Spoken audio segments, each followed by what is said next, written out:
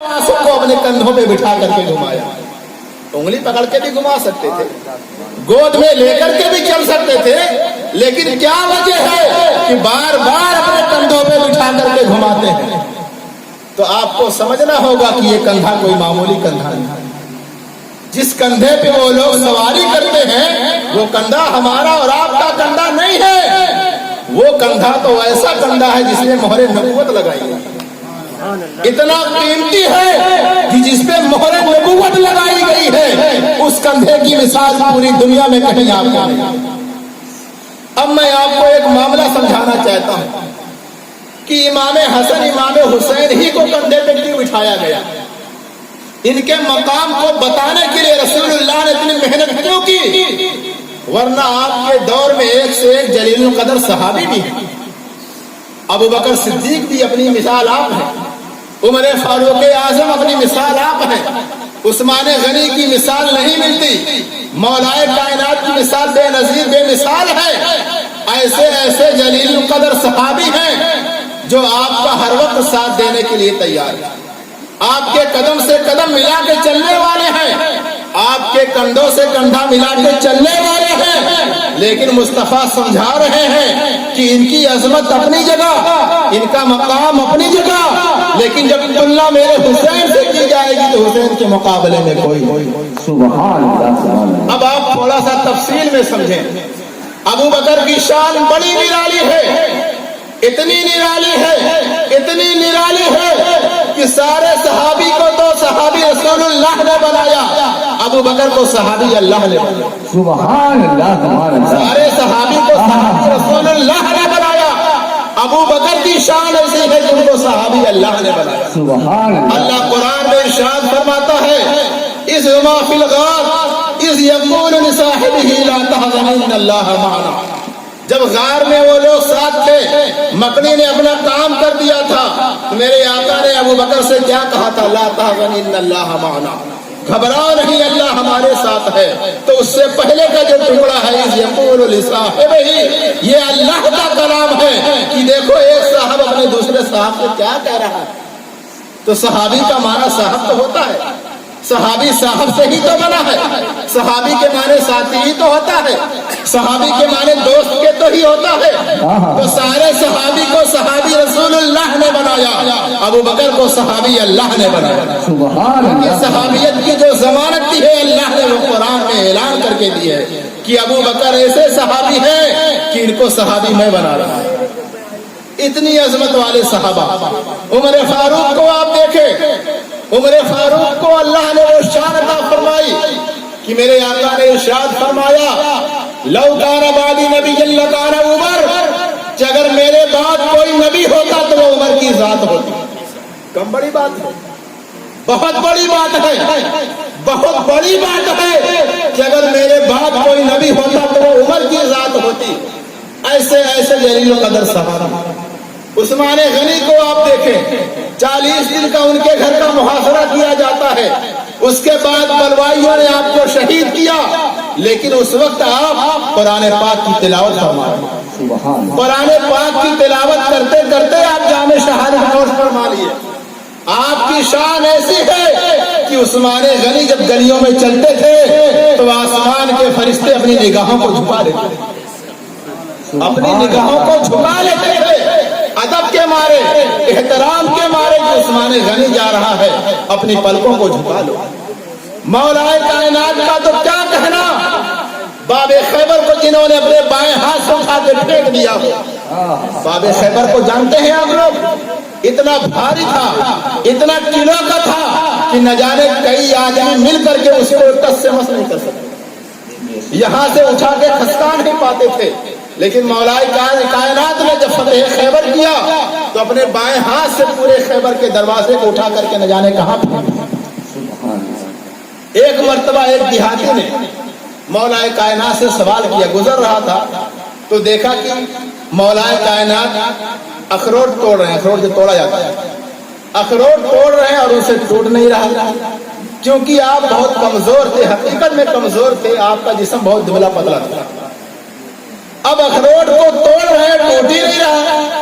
तो जो देहाती गुजर रहा था उसको बड़ा ताज्जुब हुआ کہ یار ان کی بہادری کے قصے تو اتنے سن رہے ہیں کہ خیبر کو اٹھا کے پھینک دیا، اور یہاں یہ معاملہ ہے کہ اخروٹ نہیں ٹوٹ رہا۔ تو اب اس کو کچھ بات سمجھ میں نہیں آئی، وہ ان کے قریب آیا، ششوپنج میں مبتلا تھا، قریب آیا، کہا علی ایک سوال کرنا، کہا پوچھو۔ کہا حضرت یہ بات بتائیے، آپ کی بہادری کے جو قصے ہیں وہ سارے معاشرے میں پھیلے ہوئے ہیں، مشہور ہیں کہ آپ نے جو ہے خیبر کا قلعہ فتح کیا، اور اتنا وزنی دروازہ تھا، گیٹ تھا، آپ نے بائیں ہاتھ سے اس کو اٹھا کر کے نہ جانے کہاں پھینک دیا، جس کو کئی آدمی مل کے اٹھا نہیں پاتے تھے، ٹس سے مس نہیں کرتے تھے۔ کہا ہاں صحیح سنا۔ کہا تو پھر یہ کیا ہے؟ سامنے آپ کے اخروٹ رکھا ہے اور توڑنے میں دم لگا رہے تو بے دم ہو جا رہے۔ کہا ہاں یہ بھی صحیح ہے، وہ بھی صحیح ہے، یہ بھی صحیح ہے۔ تو کہا پھر اس کا معاملہ مجھے سمجھا دے، اس فلسفے کو آج کھول دے، ورنہ میرا جو دماغ ہے وہ کبھی مطمئن نہیں ہو سکتا۔ مولا کائنات شیر خدا رضی اللہ تعالیٰ عنہ نے ارشاد فرمایا، سن یہ جو تو دیکھ رہا ہے کہ میں اخروٹ نہیں توڑ پا رہا ہوں، یہ میری اپنی طاقت ہے، یعنی اصلی طاقت۔ اور وہاں جو طاقت تھی وہ ایمان کی طاقت تھی۔ جب دین کے معاملے میں آ جاتا ہوں، جب ایمان کی طاقت آ جاتی ہے تو ایک خیبر کا دروازہ کیا لاکھوں خیبر کا دروازہ ہوتا تو بائیں ہاتھ سے اٹھا کر کے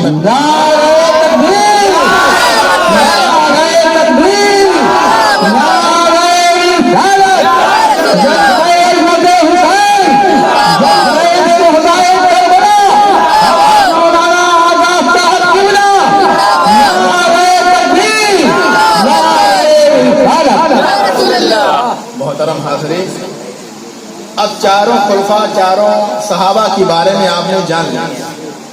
مجھ کو جو بات سمجھانی ہے وہ دراصل یہ ہے کہ آقا حسین کو کندھے پہ کیوں بٹھا دیا۔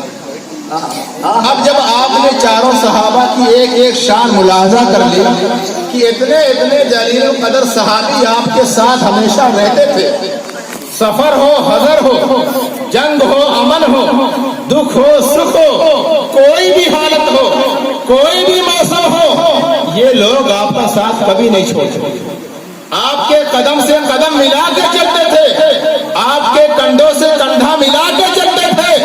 ایسے ایسے صحابی ہیں جن کو رسول اللہ نے دنیا میں جنت کی گارنٹی دے دی ہے، جنت کی بشارت دے دی ہے، جنت کی ضمانت دے دی ہے۔ ایسے ایسے صحابی ہونے کے باوجود اللہ کے رسول سے وہ کندھے سے کندھا ملا کے چلتے ہیں، لیکن حسین اس ذات کا نام ہے کہ وہ کندھے سے کندھا ملا کے نہیں بلکہ کندھے پہ بیٹھ کے سواری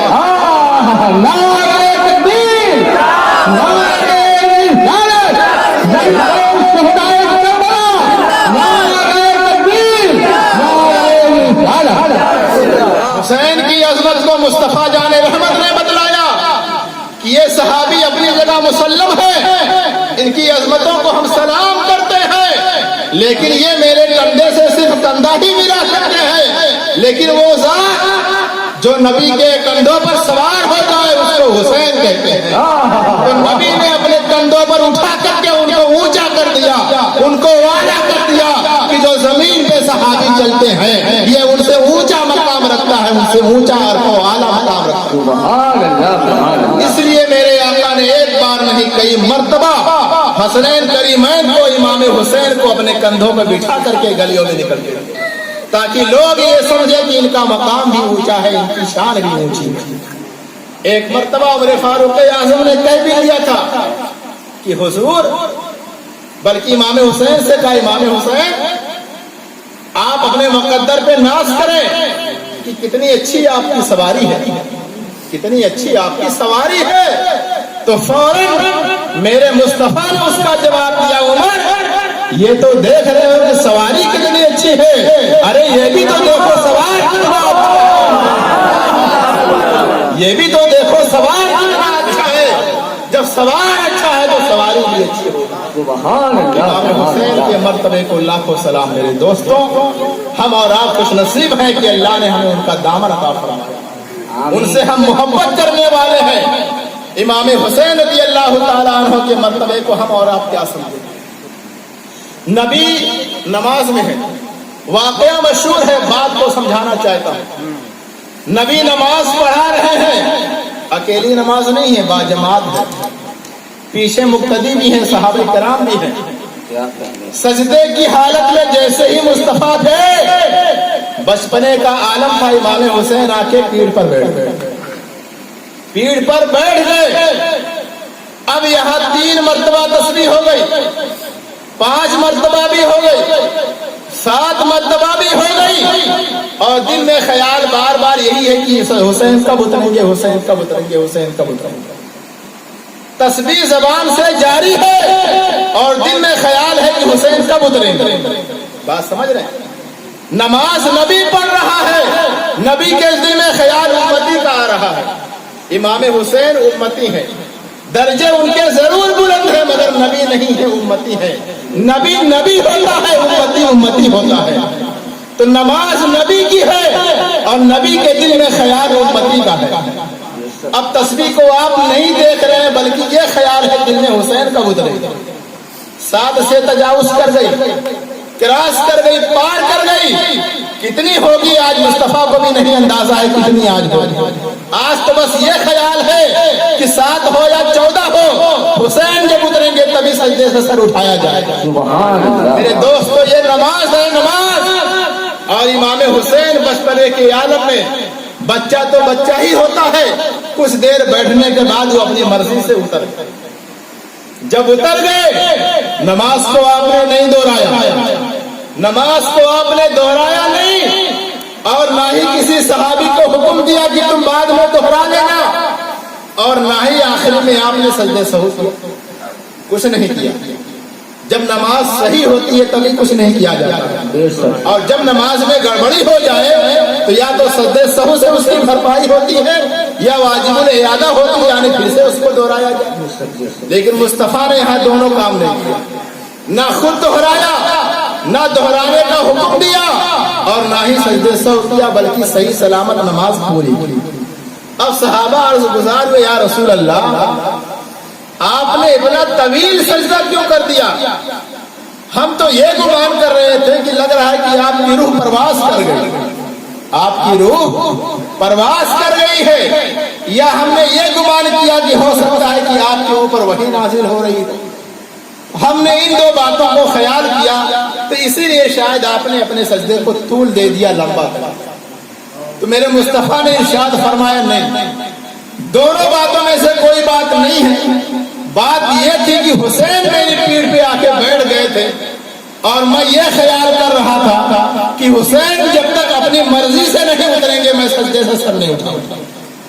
تو صحابہ نے عرض کیا، یا رسول اللہ، سجدہ جب انسان کرتا ہے تو کتنی اونچائی پہ ہوتا ہے؟ کیا اتنی اونچائی پہ؟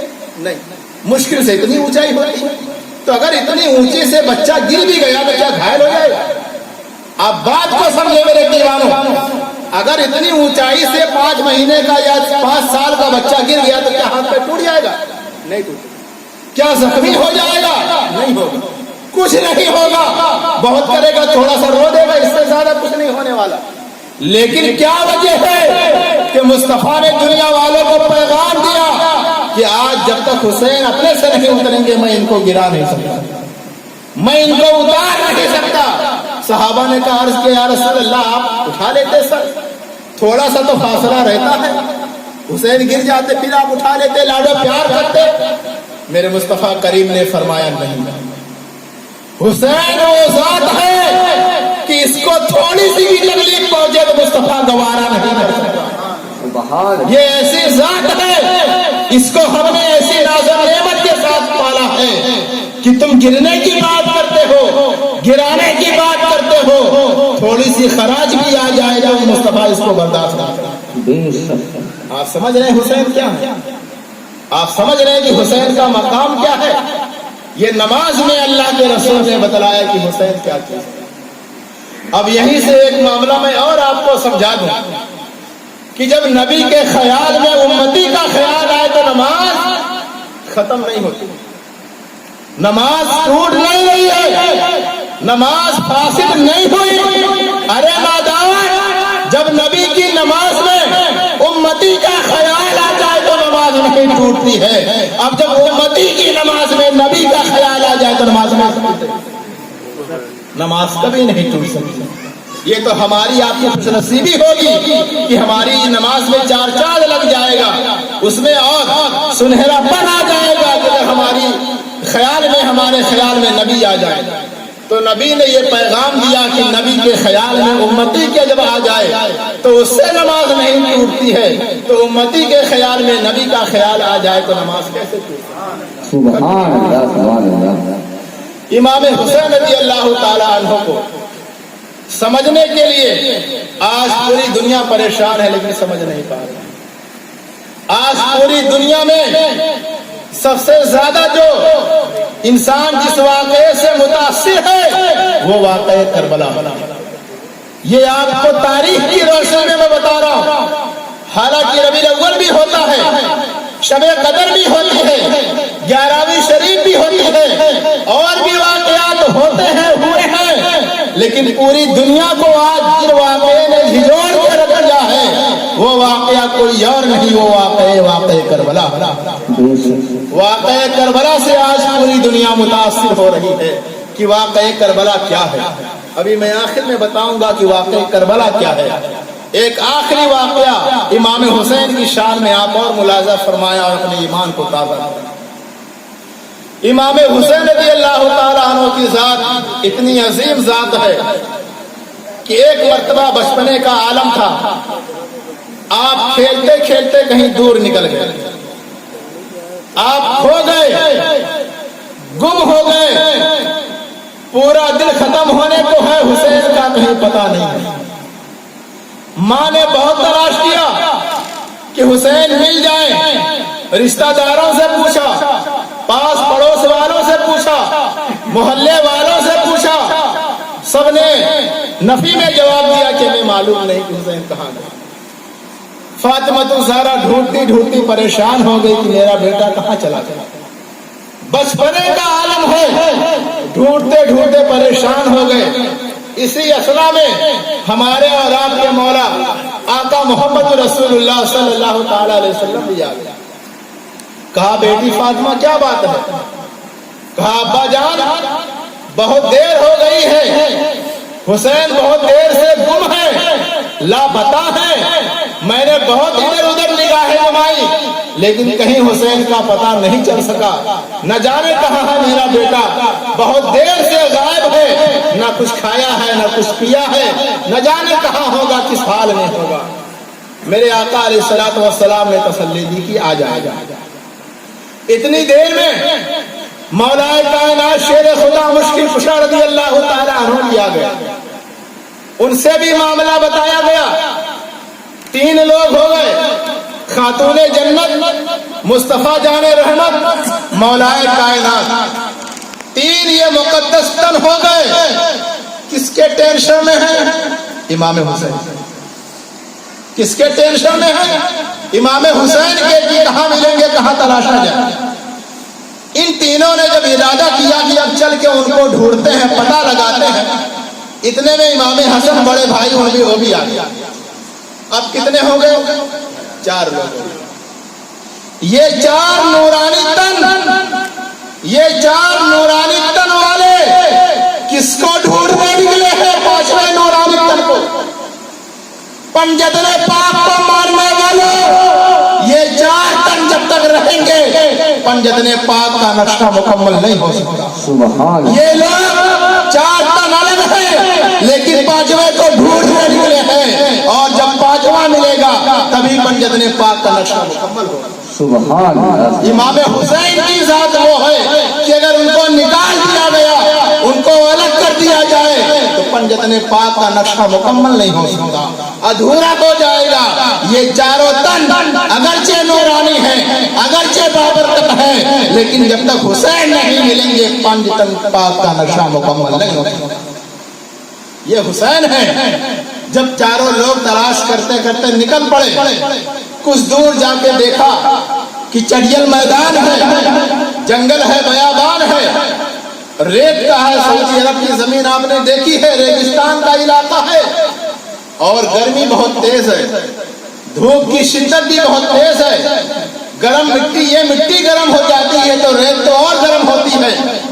اب وہاں پہ کیا دیکھ رہے ہیں؟ कि इमाम हुसैन बचपने के आलम में, चटियल मैदान में, जंगल में, रेगिस्तान में जो बालू है, रेत है, उसके ऊपर लेटे हुए हैं आराम। अब आप मुझे बताएं कि गर्मी का सख्त मौसम हो, बहुत तेज ऊपर से धूप भी हो, तो बालू कितना गर्म होगा हम और आप अंदाजा नहीं लगा सकते। अब उसी में इमाम हुसैन सो रहे हैं, बचपने का आलम है, खेल रहे होंगे, नींद लग गई, आराम करने लगे। अब उसमें जब बीबी फातिमा ने जैसे ही देखा, माँ की ममता ने उछाल मारा, माँ की ममता ने अंदर से आवाज दिया, बेटा, तो मेरे मुस्तफा करीम ने हाथ पकड़ लिया, बेटी घबराओ नहीं, रुक जाओ। तो बेटी फातिमा ने कहा, अब्बा जान, आप नहीं देख रहे कि कब से हम लोग तलाश कर रहे हैं, मैं कब से परेशान हूँ, मेरे बेटे ने खाया पिया नहीं, और प्लस वो इतने गर्म मौसम में रेत पर लेटा हुआ है, और अब मैं दौड़ के उसको उठाना चाहती हूँ, गोद में लेना चाहती हूँ, तो आप कह रहे हैं कि रुक जाओ, मना कर रहे हो। मेरे मुस्तफा करीम ने इरशाद फरमाया दोस्तों कि फातिमा, तुम जो देख रही हो, मेरी निगाह कुछ और देख रही है। तुम्हारे देखने में तो वो गर्म रेत पे लेटा है, तुम्हारे देखने में तो सख्त धूप उसके ऊपर आ रही है, लेकिन निगाह मुस्तफा कुछ और देख रही है। सुभान अल्लाह। फातिमा ने कहा, अब्बा जान, आप क्या देख रहे हैं? मेरे मुस्तफा करीम ने इरशाद फरमाया, फातिमा, मैं तो ये देख रहा हूँ कि हुसैन लेटा हुआ है और फरिश्ता अपना एक पर ऊपर से साया लगाए हैं और दूसरा पर नीचे से डाले हुए हैं। ना रेत की गर्मी का एहसास है, ना धूप की गर्मी का एहसास है, वो तो छांव में आराम कर रहे हैं। नारे तकबीर, नारे रिसालत, जलवे खुदाए करबला, नारे तकबीर, नारे रिसालत। फरिश्ता एक पर ऊपर से लगाए हैं, दूसरा पर नीचे से डाले हुए हैं। अब तो न तो रेत की गर्मी है, न धूप की गर्मी है, वो तो साए में आराम कर रहे हैं। तो फातिमा तो ज़हरा ने कहा कि अब्बा जान, आप ठीक कह रहे हैं। उसके बाद आप बढ़ के उनको उठाते हैं, जगाते हैं, बेदार करते हैं, बेटा घर चलो। बहुत देर से आप गायब हो, देखो बाबा मौलाए कायनात भी है, बड़े भाई इमाम हसन भी है, नाना जान भी है, चलो घर चलो। अब इमाम हुसैन वहीं पर और रोने लगे, जिद करने लगे, अम्मी जान, मुझे भूख भी लगी है, मुझे प्यास भी लगी है, मुझे खाना और पानी यहीं चाहिए, खाना और पानी यहीं चाहिए। अब वो जंगल घर से बहुत दूर था, इतनी जल्दी घर से भी नहीं ला सकते थे। माँ ने समझाया, बेटा चलो घर चलो, खाना भी दिया जाएगा, पानी भी मिलेगा, सब मिलेगा। कहा नहीं, मुझे यही चाहिए। बच्चा तो बच्चा होता है, लेकिन कुर्बान जाए अज़मत हुसैन पर, उन्होंने जिद कर लिया कि मुझे खाना पीना ही चाहिए। तो अब हुसैन जिस बात पर जिद कर ले, तो मैंने बताया कि उनकी तकलीफ ना तो मुस्तफा को गवारा है, ना अल्लाह को गवारा है। अब अल्लाह ने फरिश्ते को हुक्म दिया कि फरिश्ते जन्नत से बर्तन उठाओ, जन्नत से खाना उठाओ, जन्नत से पानी उठाओ और फौरन नाज़िल हो जाओ, मेरे हुसैन को जाकर के दे। सुभान। तो फरिश्ता जन्नती खाना लाता है, जन्नती पानी लाता है, जन्नती बर्तन में लाता है और ला करके दे देता है, और हुसैन वहीं पर खा के सैराब हो जाते हैं। अरे मेरे अजीजों साथियों, जिस हुसैन का बचपन इतना आलीशान हो, उसकी जवानी कितनी आलीशान होगी। जब उनके बचपने का ये आलम है कि उनके बचपने का कोई जवाब नहीं, तो उनकी जवानी का आलम क्या होगा, उनकी शान का आलम क्या होगा। अल्लाह के रसूल ने आपका नाम हुसैन रखा, बड़े भाई का नाम हसन रखा। इसकी भी तारीख आज मैं जल्दी से समेटते हुए बता दूं। कोई और भी तो नाम रख सकते थे, हुसैन के अलावा कोई और नाम रख देते, हसन के अलावा कोई और नाम रख देते, लेकिन मेरे आका ने हुसैन को हुसैन ही क्यों रखा, हसन को हसन ही क्यों रखा? ये भी अगर सवाल किया जाए तो सवाल बन जाता है, और इस सवाल का जब जवाब सुनेंगे तब आपको इनकी अजमत का अंदाजा लगेगा कि जिनका बचपना इतना आलीशान हो, जिनके नाम में अल्लाह ने इतनी मसलहत रखी हो, तो उसकी जिंदगी को हम और आप कैसे समझ पाएंगे? जब नाम ही में इतना कुछ अल्लाह ने समेट दिया है, तो हम जिंदगी को उनकी कैसे फैला सकते हैं? अल्लाह के रसूल ने उनका नाम हुसैन रखा, बड़े का नाम हसन रखा। और तारीख का आप मुताला करें, हसन से पहले, हुसैन से पहले दुनिया में किसी का नाम हुसैन नहीं था, किसी का नाम हसन था। सुभान अल्लाह। लोग मौजूद थे, बच्चों की पैदाइश हो रही थी, लेकिन किसी का नाम हसन नहीं है, किसी का नाम हुसैन नहीं है। किसी ने अपने बच्चे का नाम तक नहीं रखा। क्यों नहीं रखा भाई? क्यों नहीं रखा? ये अल्लाह की मसलहत थी। अल्लाह ने इन दो नामों को अपने हुस्न के पर्दे में छुपा रखा। सुभान इन अल्लाह हजबा इस्मल हसन वल हुसैन, अल्लाह ने इन दोनों नामों को अपने हुस्न के पर्दे में जन्नत में छुपा रखा था। और इस चीज का इंतजार था कि जब नवासे रसूल पैदा होंगे तो एक का नाम हसन रखा जाएगा, एक का नाम हुसैन रखा जाएगा। सुभान अल्लाह। तो अल्लाह के जो हुस्न के पर्दे हैं, जो जन्नत में है, जिनको अल्लाह ने छुपा करके रखा था, रुए जमीन पर किसी की औलाद का नाम नहीं था। जब इमाम हसन पैदा होते हैं, जब इमाम हुसैन पैदा होते हैं, तो जन्नत से ये नाम अता किया जाता है। बड़े का नाम हसन रखा जाता है, छोटे का नाम हुसैन रखा जाता है।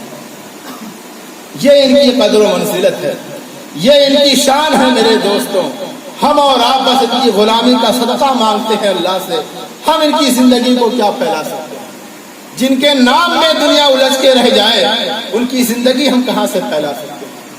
आखिरी बात मैं करबला में ले जाकर के आपको कुछ वाकया सुनाता हूँ, और करबला से हमें क्या दर्स मिलता है, आज यहाँ से हम और आप इसको लेकर के। करबला का वाकया मैंने बताया कि यही एक ऐसा वाकया है जिससे आज पूरी दुनिया मुतासिर है। करबला का वाकया हम और आप समझते हैं कि दो लड़ाई का नाम है, गलत है। ये हक और बातिल के दरमियान हक के अलम को लहराने का नाम है, हक के अलम को बुलंद करने का नाम है। इमाम हुसैन ने हक के परचम को लहराया है और मुस्तफा के दीन को बचाया है। ये है करबला। करबला एक इनकलाब का नाम है, करबला एक तहरीक का नाम है, करबला एक तंजीम का नाम है, करबला एक संगठन का नाम है। करबला अकेले हुसैन का नाम नहीं है।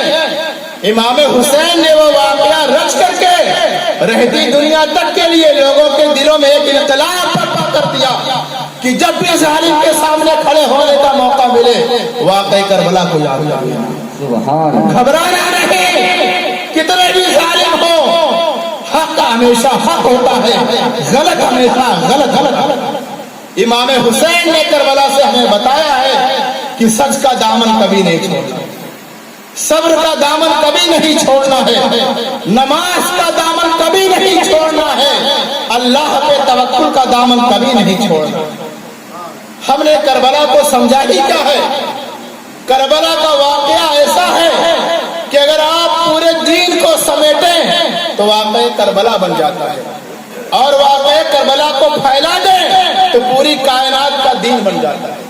जैसे कि आना सागर को ख्वाजा गरीब नवाज ने अपने प्याले में समोया, तो एक प्याले में आना सागर आ गया, एक प्याला बन के रह गया, और जब उसी प्याले को फैला दिया तो वही प्याला फिर आना सागर बना कि नहीं बना? तो इसी तरीके से अगर दीन को हम और आप समेटना चाहते हैं तो उसका नाम वाकई करबला रख सकते हैं, और दीन को फैलाना चाहते हैं तो वाकई करबला को फैला दे, पूरा दीन नजर आ जाए। सब्र नहीं है करबला में, मौजूद है। नमाज करबला में देखना है, मौजूद है। हक बात बोलना देखना है, मौजूद है। अल्लाह पे तवक्कुल देखना है, मौजूद है। नमाज देखना है, मौजूद है। भूख और प्यास का आलम देखना है, करबला में मौजूद है। मूसा अलैहिस्सलाम का जलाल देखना है, करबला में मौजूद है। फिरौन की फिरौनियत देखनी है, करबला में मौजूद है। हुस्न यूसुफ की रानाइयां देखनी है, करबला में मौजूद है। नमरूद का जुल्म देखना है, करबला में मौजूद है। अय्यूब का सब्र देखना है, करबला में मौजूद है। दीन मोहम्मदी देखना है, करबला में मौजूद है। नारे तकबीर, नारे रिसालत, ज़िंदा-ए-अज़मत